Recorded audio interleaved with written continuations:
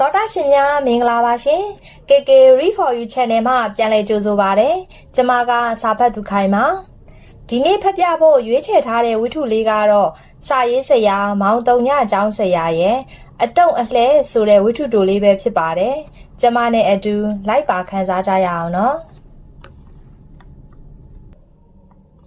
ဒီမေမြင်မြန်လားနောက်ကျရင်ပတ်စံဖြတ်ခံနေရအောင်မယ်။မနှွေရဲ့အော်ခေါ်တန်နဲ့အတူတီမေမှာစက်ယုံတို့အပြေးကလေးထွက်လာခဲ့၏ယနေ့ညတီမေနှင့်မနှွယ်တို့မှာစက်ယုံတွင်ညဆိုင်ဆင်းရမည်ဖြစ်သည်စက်ယုံတွင်တပတ်တစ်ခါနေ့ဆိုင်ညဆိုင်ပြောင်း၍တလဲစီအလုပ်လုပ်ရ၏ထို့သောအလုပ်ချိန်အပြောင်းလဲနှင့်ညဆိုင်ဆင်းရသူတွေသည်အမျိုးသမီးယောဂဖြစ်နိုင်ခြေပိုများတတ်သည်ဟုအချို့ကပြောကြ၏သို့သောအမျိုးသမီးယောဂဖြစ်သည်မဖြစ်သည်ကိုနောက်မှထားတီမေတို့စက်ယုံအလုပ်သမားတွေက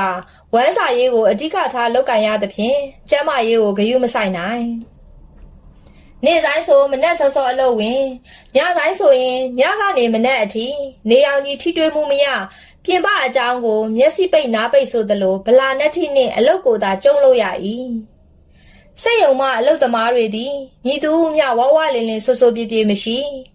အာဟာရမပြည့်သောအစာအသောက်ကြောင့်အသားအရည်မှာဆိုပြေမှုမရှိအဆီခန်းချောက်နေ၏အဝိစားတို့မှလည်းဆင်းရဲခြင်းကိုထင်ဟပ်စေသည်တိမေသည်သူ့အသားအရည်ကိုပြန်ကြည့်ရင်သူလည်းပဲဒီလိုစဖြစ်နေပြီဆိုတာသတိထားမိ၏စက်ရုံအလုပ်သမားတို့ရသည့်ဝင်ငွေသည်နှဲပါလာသည်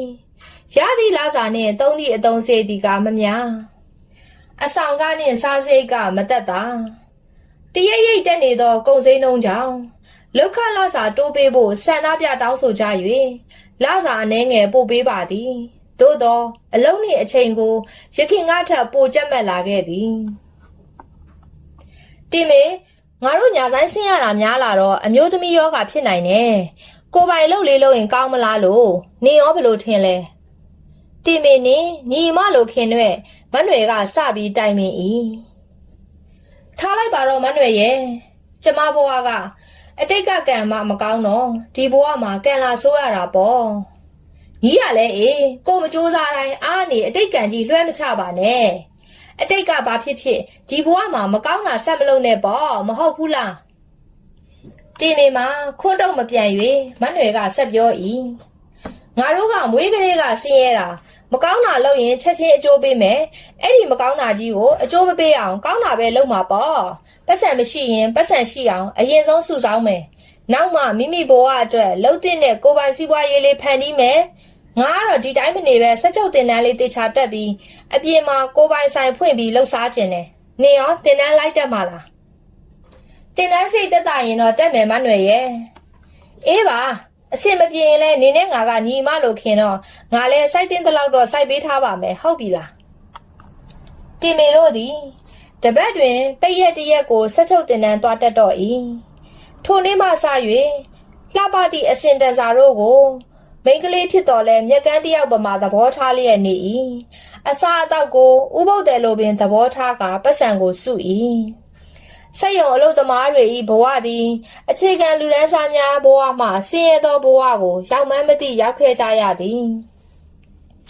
တင်နန်းတက်ရင်အထည်များကိုကိုယ်တိုင်ချုပ်လုပ်ဖန်တီးနိုင်သည့်အနေအထားသို့ရောက်လာကြ၏သို့တော်လည်းတင်မေမှာကိုယ်ပိုင်ဆက်ချုပ်ဆိုင်ဖွင့်နိုင်ရန်အတွက်ပတ်စံလိုနေသည်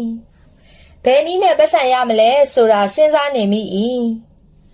အချိန်ကာလတစ်ခုအရောက်တွင်မနှွယ်နှင့်တီမေမှာရှေ့စဉ်နောက်စဉ်အလုတ်ကထွက်ခဲ့တော့၏အမေ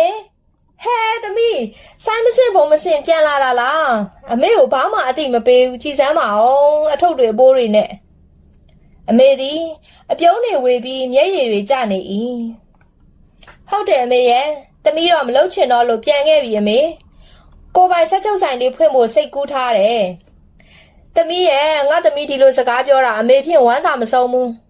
ကဲနားအောင်သမီးငါသမီးပိန်သွားလိုက်တာမေကိုကြီးရော